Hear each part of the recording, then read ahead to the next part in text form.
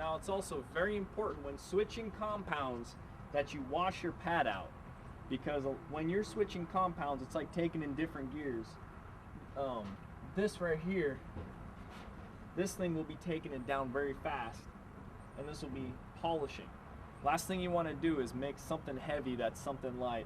Then while you're going in there, all of a sudden, a few seconds later, you're wondering why you see metal. Well, that's because you didn't wash your pad. So I'm going to wash my pad. Now we're ready for the second compound. Apply it directly to the surface, kind of liberally. For larger areas, you want to use a bit more, and you want to spread them out. Sometimes you can go in and use your hands to kind of get it in there if you want a more consistent blend of compound. This is a good way to do it. You get a bunch on your fingers. Now, how you get that off? Well, what you do, rub it into the pad.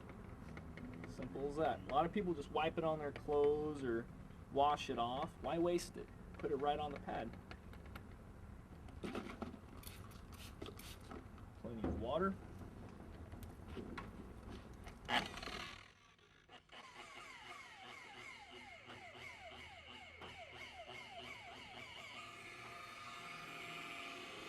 You see the shine coming right out.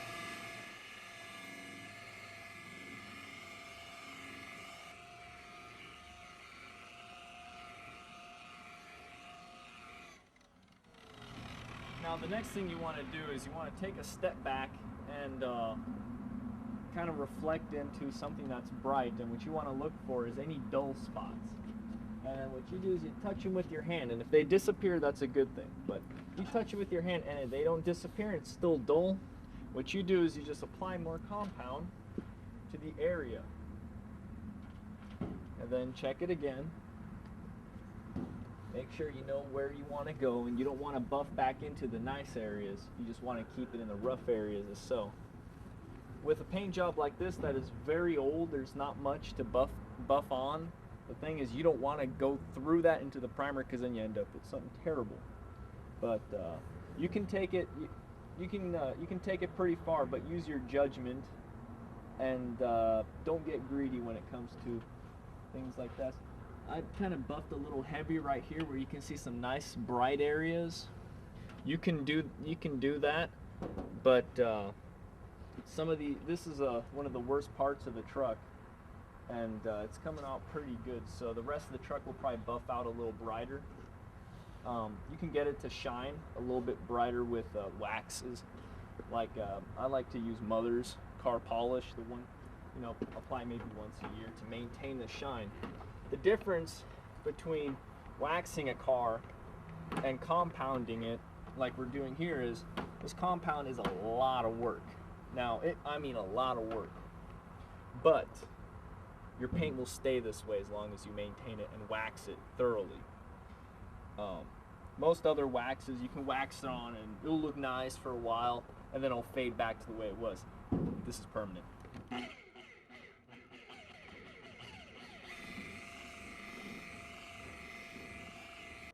Okay, what we've done right here is we've just completed our basic two-step progress right here into a better paint job.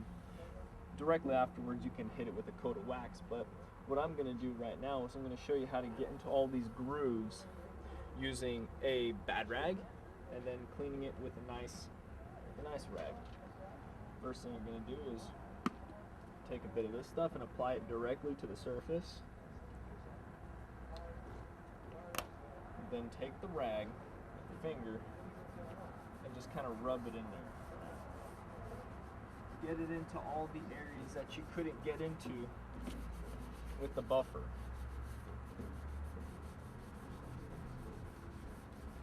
Now, along with oxidation comes dirt, so you're going to see this stuff start to change color. Just kind of hit it with the water to help lubricate the cutting process. And then just really work it in there.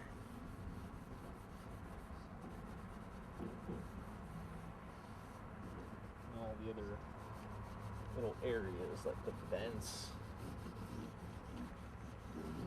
By the way, if you don't have a buffer and you don't want to spring the 200 bucks to get one, you can do this by hand. It will take a lot longer and you'll be very tired, but you can get the same results. You can probably get better results doing it by hand, but I don't know if everybody's got a whole day to burn. To do an entire car that's in this condition could possibly take, to do it right, probably about 8 hours to 16 hours, depending on how good you are. I'm an amateur. This is only the third car I've done, so this kind of proves how simple it is and easy it is that anybody can do it. The normal going rate in California for a detailed job like this is about $300. So, as you can see, this works good, but I'm going to take it a step further and hit it with the second stage of rubbing compound. Just really get it in there. You can hit some of the surface area of it while you're at it if you want to get a better gloss. You'll want in some dull areas, if you got like one little dull area somewhere, you just hit it with a rag and then wipe it clean afterwards.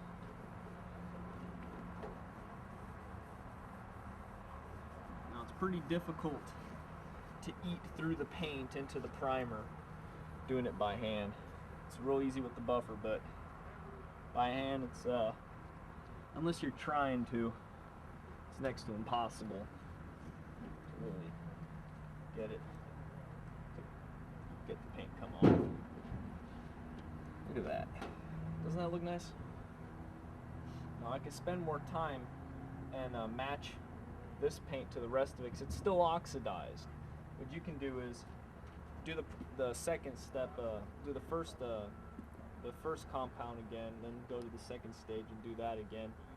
And the more time you put into it, the better it looks. But like I said, you do not want to burn through the paint. That's what you don't want to do. Still see a little bit of oxidation, but from one of these Mako paint jobs, this is how it's normally going to look. And here is the finished product.